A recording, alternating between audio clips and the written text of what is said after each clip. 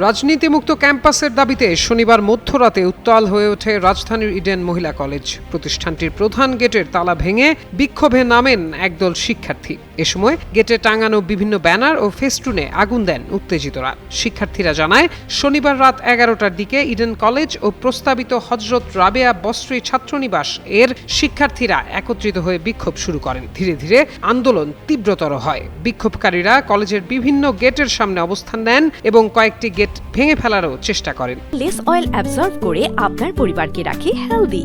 Food grade ম্যাটেরিয়ালে তৈরি Jamuna cookware. আন্দোলনে অংশ নেওয়া শিক্ষার্থীরা ক্যাম্পাসে সব ধরনের রাজনৈতিক প্রভাব ও দলীয় কার্যক্রম বন্ধের দাবি জানান। তাদের অভিযোগ, শিক্ষা প্রতিষ্ঠানে রাজনৈতিক হস্তক্ষেপের কারণে স্বাভাবিক শিক্ষার পরিবেশ ব্যাহত হচ্ছে। এ কারণে তারা রাজনীতিমুক্ত ক্যাম্পাস নিশ্চিতের আহ্বান জানান। এর আগে শনিবার সন্ধ্যার পর কলেজ গেটের সামনে লেখা রাজনীতিমুক্ত ক্যাম্পাস স্লোগানটি রং দিয়ে মুছে ফেলার ঘটনা ঘটে। এই ঘটনাকে কেন্দ্র করে শিক্ষার্থীদের মধ্যে ক্ষোভ ছড়িয়ে পড়ে। পরে রাত 12টার সঙ্গে সঙ্গে একদল শিক্ষার্থী আন্দোলনে নামেন এবং বিক্ষোভের সূত্রপাত হয়।